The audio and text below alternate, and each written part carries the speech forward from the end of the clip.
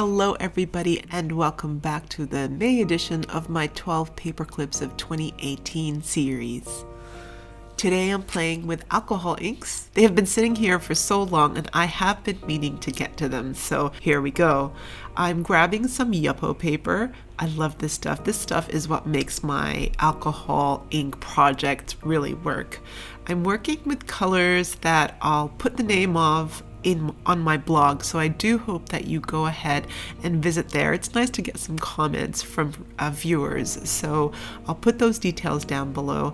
And basically what I'm doing is trying to achieve sort of like a galaxy look. I am sticking with the galaxy theme for May. I loved it so much when I did my art journal layout, so I thought I would repeat it here with a little bit of an added layer in the paper clip.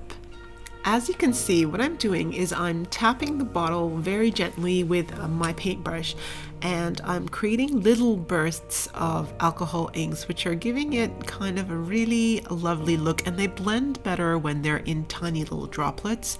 I started off with the lighter colors first, creating a nice little background. I tried to put the yellow as the main color down, and then little bits of the pink and the purple and the blue. But definitely my trick here is tapping that bottle and allowing them to mix nicely. I also find that when I pick up the paper and swirl it around a little bit more, it blends nicer and smoother.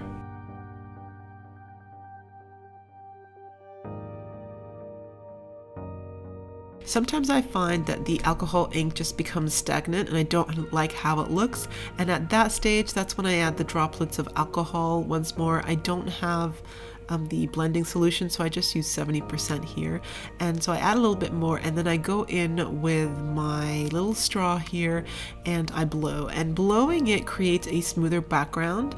Sometimes if you leave it sitting there it creates cells, and sometimes that's good, but I didn't want that.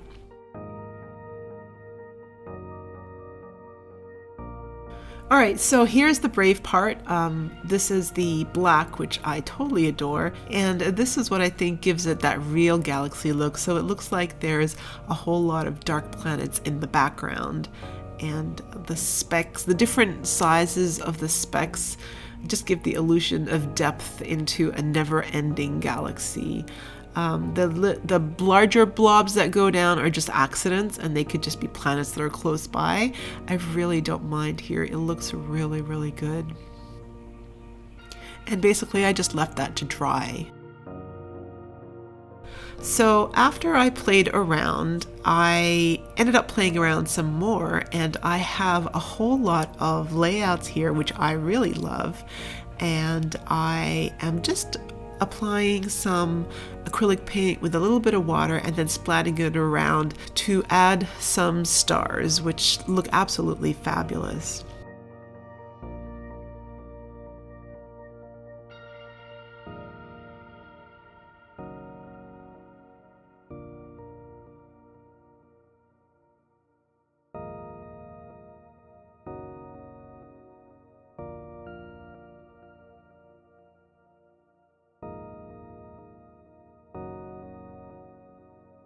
So I'm moving on now to the base of the paperclip. This is a 3.5 by 9, which I am then scoring in half to give me a final 3.5 by 4.5 layout.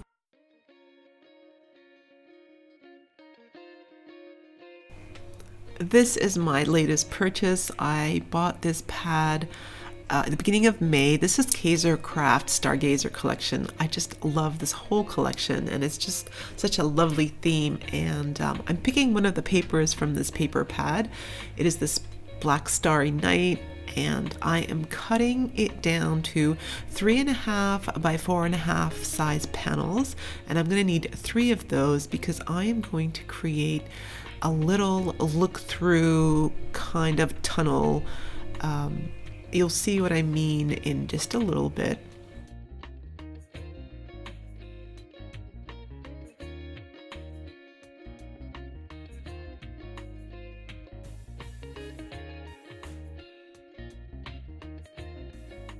I'm reaching for my set of stitch nested circle dies. I'm popping my little Gorjuss girl in the middle there, and I'm trying to find the smallest size that will show her, and the largest size that will create a window. And I choose the second smallest, and two above that, and I'm going to die cut the circle out of each of them with my Big Shot. And then I'm going to lay them on top, so the largest on top and the smallest on the bottom, so it looks like your tunnel vision is getting smaller and smaller.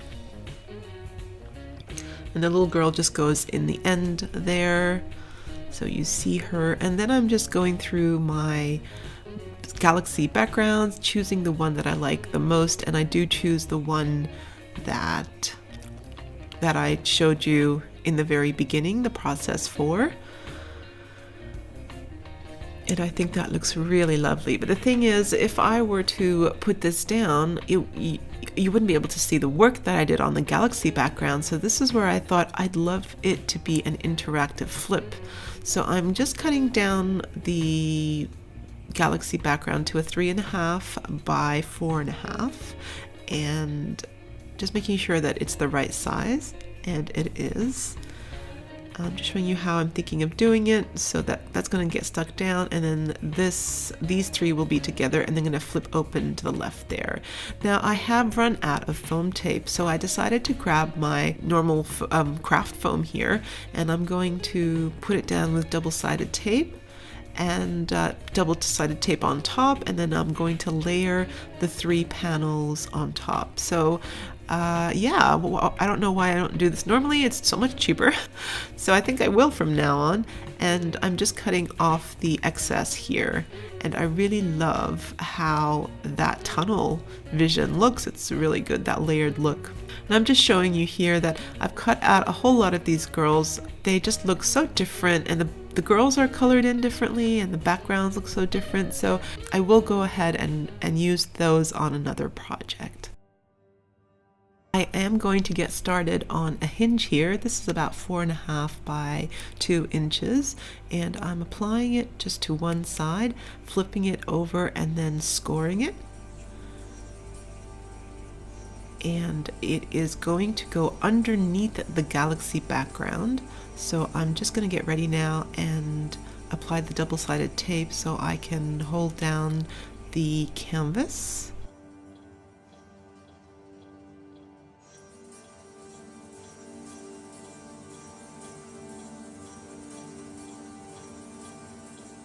And then I'm going to apply double-sided tape and make sure that that hinge gets stuck down before I apply the galaxy background.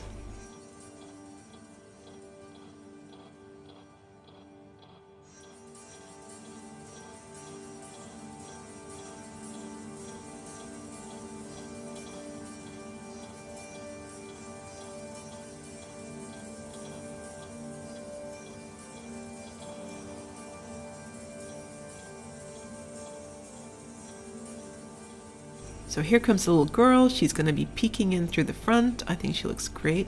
I'm going to put her down with a combination of PVA glue and double-sided tape, because sometimes PVA glue still moves around when it's still wet. So that looks really good. So here comes her balloon. I'm going to put her balloon down here. I then add the string with my black pen, but I do change that a little bit later.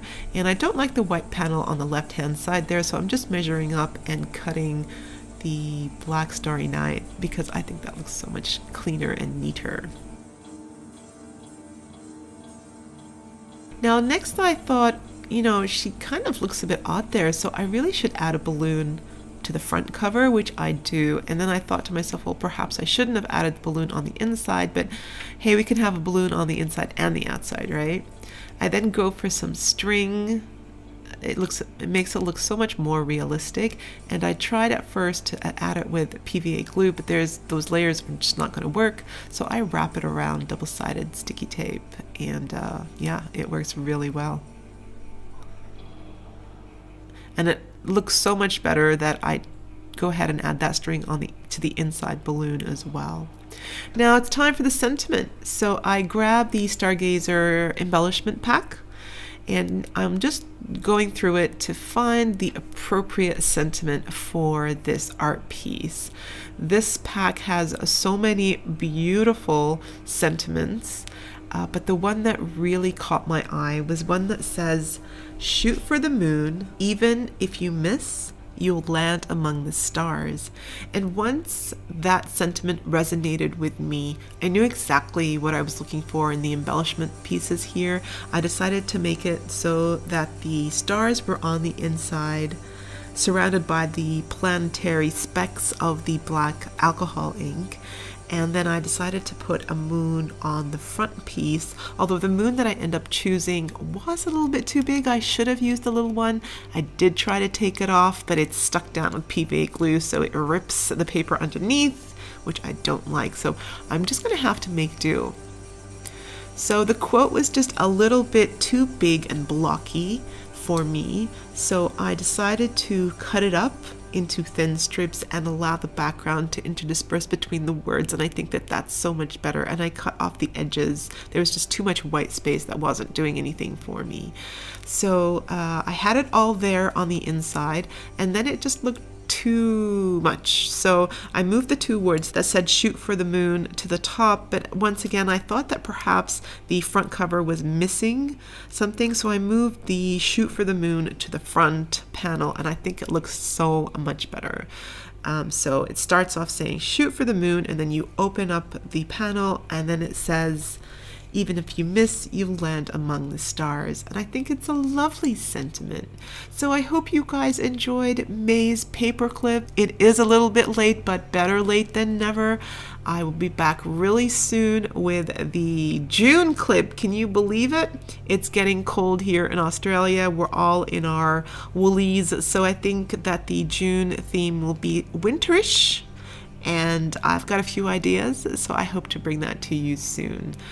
Thank you so much for staying tuned for these series. I'm having such a ball coming up with a different theme and a different technique for each month. And I hope you have a great day, and I'll see you in my next video.